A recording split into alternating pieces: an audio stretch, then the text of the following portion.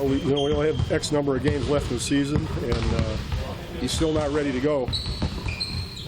And if by some chance he is, it's going to be pretty late into the season, and it's going to be a tough decision. How late you bring somebody back. So that's why I'm just trying to be honest and logical. I'll be surprised if he gets back this year. Whew.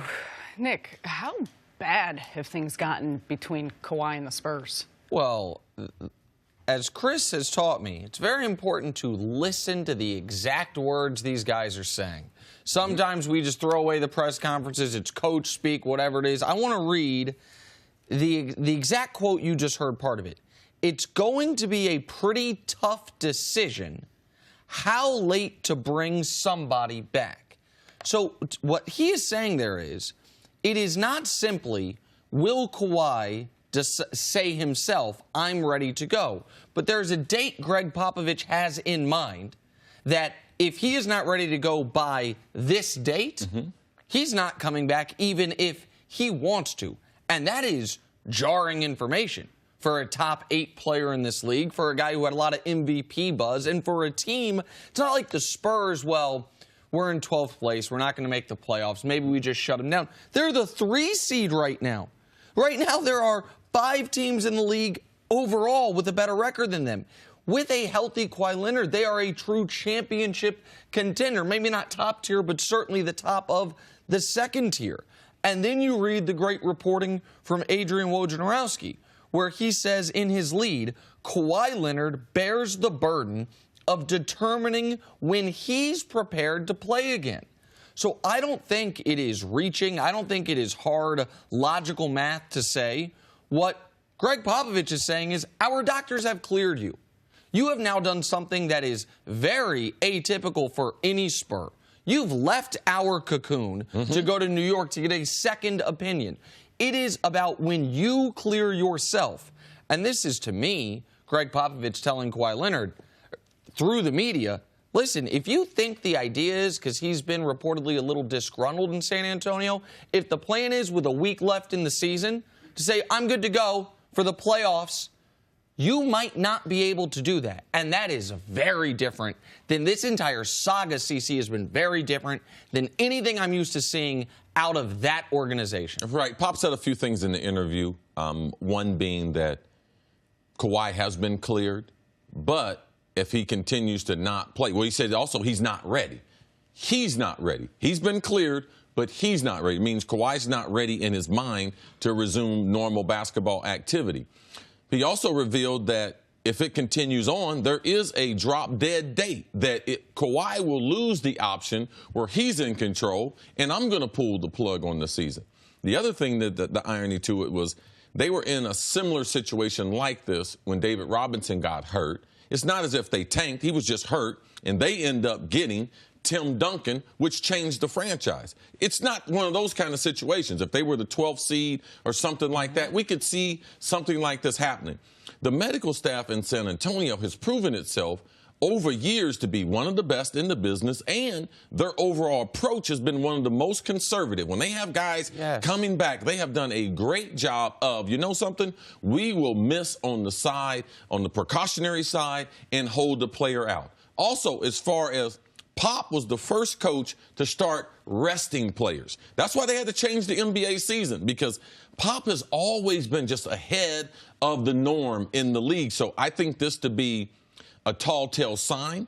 I believe it's also one of those signs that eventually you wake up in the morning and you read, it's a divorce. This couple, man, they lived next door to us. They did look like they were happy. Yeah, they end up splitting. I believe these are the types of things that we could see moving forward. And I believe that this press conference is just an ongoing thing that eventually this is going to end in a bad way. The 1 year early in his career that Tim Duncan missed significant time, he had a meniscus injury in his knee.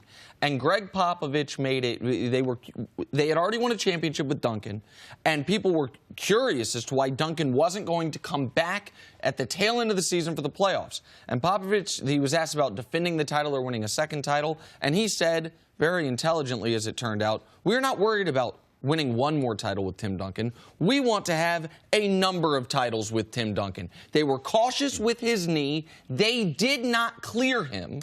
And they ended up that was the worst year in the playoffs as far as in the Duncan era early on. They ended up winning 4 more titles. The key is they've cleared Kawhi. And it's not a knee. It's a quadricep injury. So it's less, tell me if I'm out of bounds here, you have less concern about doing long-term career damage when it's a muscle, when it's a quadricep tendon, than if it was, we're worried if his knee's going to give out. If it was something like that. It is, when you add to that what was the reporting earlier, which was earlier this year, kind of out of nowhere. Yes. Kawhi Leonard's not happy. You add to that LaMarcus Aldridge went to the team this summer and said, trade me. Yes. There is a lot of drama in San Antonio, the likes of which we are not used to. And now it's changing because, to your point about them being a cautious organization, back on January 13th, Kawhi tried to come back. He played a couple games. They shut him back down on January 13th. And that was still the dialogue, that his rehab, we want to spend a little more time with rehab. It's not progressing as we want it to. So we're going to have him shut down, take a step back, and see how that goes. Now it's very different. It's not. There was nothing in Gregg Popovich saying that we're being cautious. Right now we're talking about the injury. They are being cautious. But if the athlete is not comfortable, it's hard to put the athlete on the court, and especially when he has control. What does Kawhi gain by playing, right? If he's not healthy, if he doesn't. Now, it's an odd injury as far as a quad. That's why I know Kawhi. I know the people who handle Kawhi. So I know this is not something fictitious. Like, I believe there is something there, but also I believe that Kawhi is not happy in San Antonio. People think, well, San Antonio is a great place. I believe Kawhi is worried about not being able to get potential free agents. When people were looking to go places, they don't look to San Antonio. Yeah, they got LaMarcus Aldridge, but he wasn't one of the top free agents. They had to settle on him, and he wanted out of San Antonio this offseason. So for me, I believe there's something that will come about as far as his shoe deal. He's with brand Jordan now, and as we get more and more information, I think we're going to find out that he's disgruntled or he's not happy with that contract because he's one of the lowest paid superstars from a shoe deal. So is he looking to get out of San Antonio, get to a bigger market, get with another shoe company? Like, I believe all those things are on the board. And and you look at the guys who would be considered the top 6 players in the league by most people. LeBron has an enormous shoe deal. Everyone knows what LeBron's shoes are. KD famously has shoes with words on them. He's got his controversy surrounding his shoes. Steph has the Under Armour deal. Whether people like those Under Armour shoes or not, it's an enormously lucrative deal. Russ. I was just down 125th Street in Manhattan, where they used to have, at this House of Hoops store, an entire wall of Jordan display. It is now the new Russ shoe. Why not? His newest shoe. So there's that. And then the 5th player that I'm forgetting on the list is Kawhi Leonard. Pardon me. Kawhi Leonard. James Harden. He has an enormous deal with Adidas. And then there's Kawhi, who is in that group of players. How much money does Harden make with Adidas? He got a $200 million shoe deal. And I think approximately Kawhi makes about $2.5 million with Jordan Brand. Think about that. James Harden is making upwards of $30 million a year from Adidas. Kawhi Leonard, who a lot of people, I don't live in this world, this camp, but a lot of people do. A lot of people think Kawhi is better than Harden. They're certainly very close to each other. Yes. To have, what's that, 8% of what Harden has? Like, that would rub people the wrong way. We do a weird thing. It's the same thing people did. It reminds me of Marvin Harrison. People assigned Marvin Harrison character traits based on one thing. He's quiet, doesn't celebrate, hands the ball to the ref. People assigned Kawhi Leonard.